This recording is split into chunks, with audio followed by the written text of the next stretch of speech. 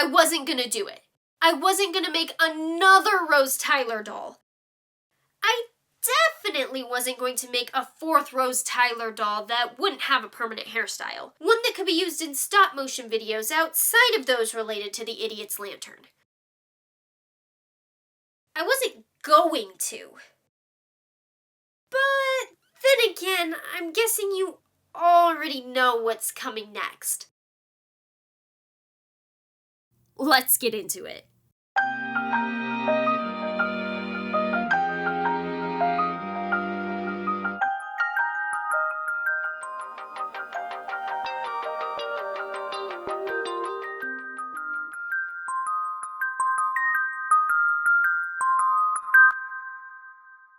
I've been working on this doll on and off for quite some time, and it seems that indeed Rose Tyler is the perfect match for the 10th Doctor, since this doll decided to give me insane troubles just as that one did. There was no need this time to determine which face sculpt to use, since I had already figured that out through my third go-around creating a Rose Tyler doll. This time all I had to do was select which doll with the Collector's Carnival face sculpt I was going to use. Boom! Done! Barbie Basics model number 6, Collection 1.5, circa 2010. I knew that using a vintage doll, and I use that term loosely because I was very much alive in 2010, but I knew that using a vintage doll for the face was going to be a little bit trying for many reasons. I was aware that removing her head to begin with was going to be a trick, and I did end up chipping the neck a tiny bit, though not in a way that made either part unusable. I quickly noticed that the holes for the hair plugs were very close together, specifically at the part. And by removing the original hair, a few had already split, creating massive holes in place of the nice separate ones. Remember this. It will be important for later.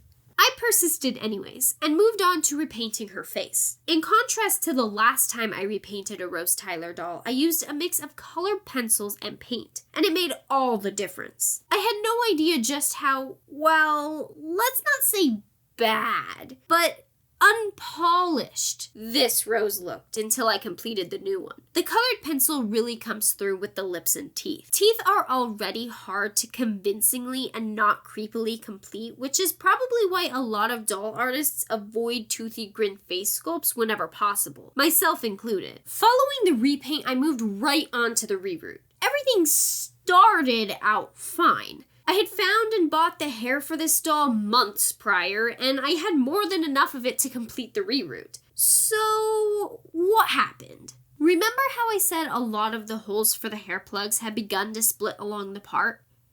Well, they did. As in, they all did. It was devastating, I'm not gonna lie, but I wasn't deterred. Since this doll is only going to be handled by me, and very carefully at that, I decided that super glue should do the trick. I packed the part as full as I could evenly get, and then gently added super glue to the plastic with a toothpick and pressed it back together. And remarkably, it held, which meant I could finally move on to complete her haircut. The length is not an accurate shoulder length on purpose, because I wanted to ensure her hair was long enough to still be styled in the very plausible event that I went on to make one of the other outfits Rose wears for this doll. I'll be brief when it comes to this outfit, though. I chose the outfit from The Stolen Earth and Journey's End for a few reasons, but the main one being that these episodes are two of my absolute favorites. The purple jacket was a huge labor of love because I tried my best to make it as screen accurate as I could. This included all 3 usable pockets. The design on the back is a little different because there really aren't any good angles in either episode in which she wears this outfit to see how the pattern actually looks. As for the pants, if you're looking to cosplay Rose Tyler, there are a few pieces that are must-haves, and these pants are one of them. These pants are worn in multiple episodes across Rose's time as a companion, New Earth, Love and Monsters, and Doomsday being a few. They aren't the same ones worn in these episodes, but I decided that I was only going to make her one pair of black pants, and I figured I'd go with the odds and choose these. The shoes are the most recent addition to the doll, as I did purchase a separate doll specifically for her shoes to use and paint. This ended up being a little redundant because despite pretty much being exactly what I was looking for, after adding the little touch-ups of realism to them, they still didn't look quite right. Then, on a whim, I realized why. I had bought one of those 5 surprise fashion balls, and lo and behold, I got these lovely little shoes. So I tried them on one of my dolls to see if they fit, Rose being the closest one, and they were a bit big. But when I set her back up on her stand, I noticed that the bigger shoe actually looked better than the Barbie shoe. And what else? The little pamphlet showed that there was a possibility of getting some lovely black combat boots in such pods. But was I really going to try my luck again and again until I got those boots? Yes.